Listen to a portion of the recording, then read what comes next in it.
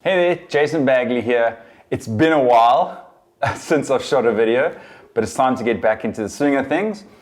What I wanted to talk about in this video was Google's Core Web Vitals update. What's happening in the next couple of months is Google is giving us the answers to the test. Now, usually when it comes to Google's rankings, it's quite like this black box. You never know what's inside it. You don't know really what the signals are that Google uses. I mean, they use hundreds of signals to determine like where your website's going to rank in the search engine or in their results. However, with this update that's coming, they're literally giving us the answers. It's called the Page Experience Update, and they're checking three things, which Google calls their Core Web Vitals. And the whole thing comes down to making sure you're having a better experience when browsing someone's website, specifically mobile. I think we all need to realize now Google no longer really looks at websites from a desktop perspective. Everything is mobile. So I think the first thing all of us have to do is look at our websites, use it on our phones. And if we don't like that experience, well, that's the same experience that other people are having, and it's the same experience that Google is having when coming to your website. So think about ignore all of this if you haven't even got your mobile site up, working nicely. But if you've got all that working, what are the three things that Google are going to be measuring? The first thing Google is going to measure is what they call LCP, largest contentful paint. Okay, so a little bit technical on that side, but what it really means is the perceived speed of your mobile site. Now, your site doesn't actually even need to load that quickly, i.e. the whole page needs to load. So there's so many things that need to load in the background, but it's this perceived speed that when you get onto your mobile site, that the largest piece of content that is in someone's little viewport, so in what they're looking at on their phone, loads quickly, right? So it needs to load within under 2.5 seconds. That's good, what Google would term good. And that could be image or it could be text, right? So it's obviously when you hit that site, can you start reading? Can you see the most important thing? And that's obviously the largest thing that Google's talking about there. So that's the first thing that they're going to be measuring, right? The second thing that Google is going to be measuring is what they call first input delay, FID. I like how they put acronyms to all these things, not that we even know what half of them are half the time. So first input delay, whether the page is loaded or while it's busy loading, and you're trying to do something on on the website. So you're trying to tap a button, a great example of this is like a search. So when you're trying to search on someone's site, you hit the site, I'm already going to search, you hit the search bar and nothing happens. What happens is you're waiting for the cursor to now appear for you to now type and search. That interaction from when you tap to when the action actually takes place, of which the cursor is now there, that's what they're talking about when they're referring to first input delay. So that needs to be under 100 milliseconds. So that's a great example of it. So that's also, whether it's, let's say, drop downs, all of those type of things. Because what might be happening is your site's still loading, or in order for that drop down to load, something else needs to happen, right? It's not to say that whole interaction needs to happen in under 100 milliseconds. What it's trying to say is that the action starts, the actual processing of that interaction has now started. And that's what they're trying to determine. So from when you tap to when something actually happens. So that's that first input delay that they're measuring. The third thing Google are going to be measuring with this page experience update is called Cumulative Layout Shift, CLS.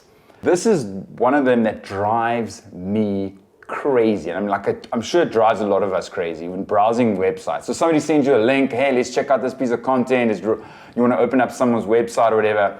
And as the page is loading, I think BuzzFeed, are probably a great example of how bad this is done. CNN, a lot of the news sites do this. You hit the news site, and what starts happening is as you're starting to read it, stuff starts appearing, it starts shifting the text gets bigger and smaller because something else is loading, banners and images load on the side, and so you don't even know where you are in the article that you've started to read because you're waiting for everything to load and finish loading or move around and shift. And this is what they're measuring here. When I started really deep diving into this and I started realizing what Google are actually measuring, it's crazy where they find this data from. But it's pretty much a fancy calculation that's going that they're measuring how far something has moved within a certain container, and then that score, it gives you a score. And it needs to be under 0.1 whatever that score is. Ignore the scoring part of it. I think the key to this is like making sure stuff doesn't move around when it shouldn't. Now, a lot of our sites are interactive, and that's totally fine. So if I tap, a slider and something slides out the way, that's totally fine. I'm expecting that to happen, right? But what I'm not expecting to happen is if I've got a form and I tap, and as I go through the form and I tap something, or I tap OK or submit, then all of a sudden the cancel button has moved because I put a little banner above there that says, oh, this is an error. And then I click OK again, and then something happens, and it could actually have a detrimental effect to my experience. I might have like purchased something. I might have actually like deleted something out of my cart if it's an e-commerce store. So that's what they're trying to prevent here and trying to just have a better experience. And I think the key to all of this is just realizing that experience of somebody's website or your website is becoming just as important as the content. And what Google did say at the end of all of this was like, listen, content still rules, right? So if you've got a piece of content that's just out and out better than everything out there and gives all the answers and it's literally, best of the best, cool. Doesn't matter how terrible your page experience is and full of ads, right? They'll still serve that piece of content top, because ultimately what it's doing is giving the person the answer to their question, which is whatever they typed in Google.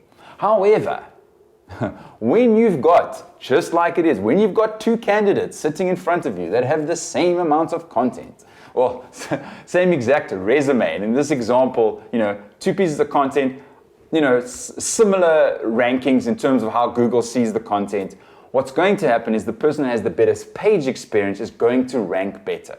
So I think we can all pretty much agree that most of our content that we're out there has got some decent competition out there. So assume that your content isn't the best of the best. And I think optimizing for your page experience is definitely something we should all be looking at doing. What's also even better here is Google's given us the tools to show us exactly what our scores are and what to improve on. So there are two tools you can use here. Number one is the Page Speed Insights tool, right? I'll link that down in the description. That is Google's tool. You put your website URL in there and it spits out your score, and it breaks it down actually to these 3 core web vitals, and you can actually see what your scores are. And it'll show you red, orange, or obviously green. We're hoping for green. Then it also breaks it down exactly to what's actually happening in the background and gives you stuff to go and improve on.